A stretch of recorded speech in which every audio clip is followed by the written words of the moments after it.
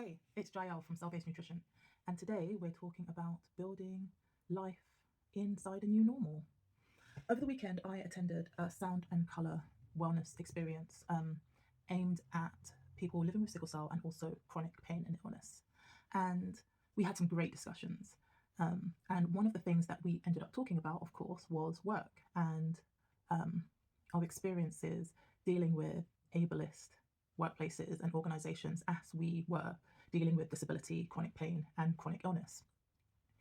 And one day I will tell my full story about my teaching career, which spanned 15 years, and the disability discrimination that I experienced in every single school that I taught in.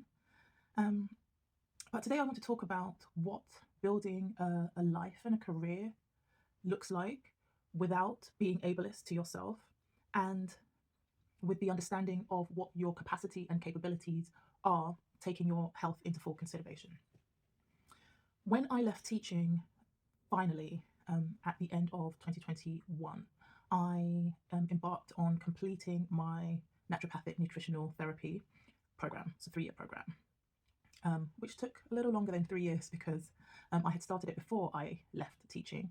But with the stress and the illnesses, and it just took a little bit longer. And I think that's something that's important to say, that people who are studying, maybe doing degrees, maybe doing certification programs, that you have to build in the grace for yourself, and also the extra time that you might need in case you have a flare up, a crisis, a relapse, whatever with the conditions that you're managing.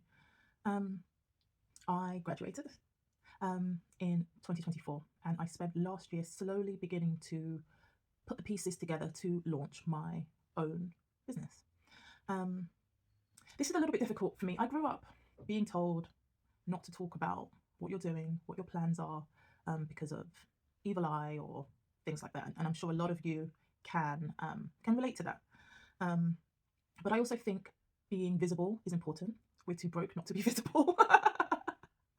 And I think it's also important for me to let other people who are living with chronic illnesses what the path is like towards self-employment, and trying to build a life where you have a decent work-life balance.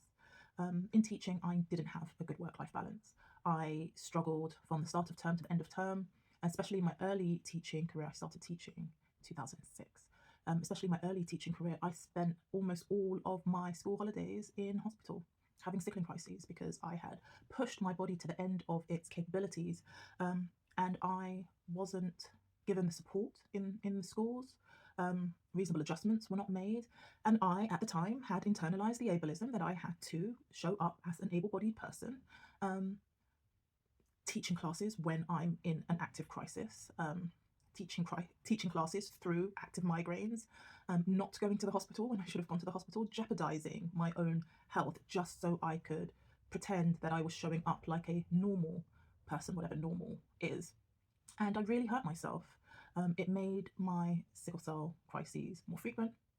It made them more intense, and it affected me emotionally and psychologically as well. You give yourself these impossible targets, these impossible hurdles to jump, and when you miss one or you fall over one, you beat yourself up and reprimand yourself, and it was just a really toxic mess. And when I left teaching, finally, I decided that I wanted to build a career for myself where my health and my well-being is at the forefront. I work with people who suffer from chronic pain and chronic illnesses, predominantly those living with musculoskeletal issues, neuropathic issues, and of course sickle cell disorders. And I have to practice what I preach. I can't be giving my clients advice on how to pace, on how to ensure that their spoons last all day, energy metabolism, sleep hygiene, eating well, preventing or helping to reduce inflammation, etc., and then do the complete opposite because I'm trying to build a business. That will make me a hypocrite, and that is one thing that I am not. And so I have been in lots of different spaces, groups, for support, for accountability, for help.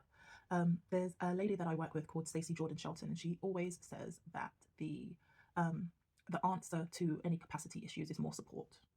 And I used to think that asking for help and asking for support meant that you were weak, but actually it demonstrates a lot of strength for you to be able to say, I can't do this on my own and I'm going to need to have a team around me. And I think I've built a pretty good team around me, both in my personal life and also professionally. And one of the spaces that I have plugged myself into is the Bouncer Hub. And as you will see, he seems to think that I am internet ready.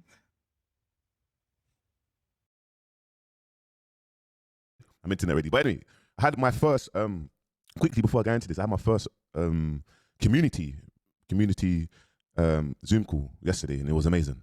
You guys that attended, thank you so much. I was overwhelmed how many people attended, how many people jumped on the Zoom and kind of just told me their story, who they are, where they're from. There's so much inspiring stories. One was lady, she was a teacher and she has sickle cell, and obviously she has a sickle cell and she has a number of other things, but she wants to kind of create like an online space, like, you know, helping, spreading awareness and using her skills. And I thought, yo, like that's who I've got in my community. And then so as I am building cell-based nutrition brick by brick, I am going to bring you along on the journey. I think it's important not just to show the finished product at the end and look how much I've achieved and pretending that it was easy. I'm going to bring you along on the journey. One, because it will keep me accountable in terms of being honest about how well I'm balancing my work and my life and my health. And two, it will inspire people who are trying to figure out life post diagnosis, post illness, post disability, and trying to figure out how they can begin to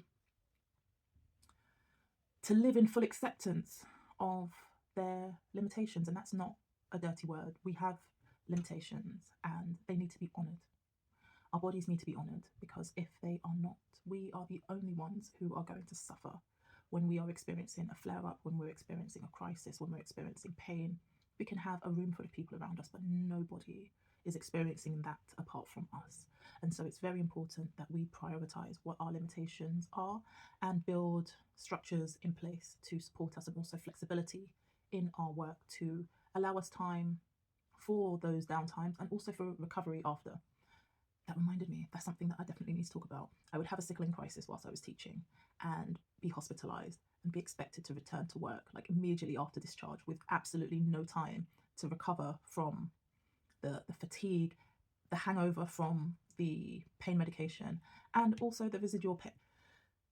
We're absolutely going to return and talk about this. But yeah, I hope you would be interested in coming along on this journey with me. And I have really appreciated the comments that have been appearing under my videos, people talking about their new normals, pacing, and asking questions about what the future looks like for them in terms of work and career, with them having to manage their chronic pain conditions. So I'm Jael from Cell Based Nutrition. It's been lovely talking to you. And I just want you to know that your body is not broken. Your cells are just undernourished. And I'll see you in the next video.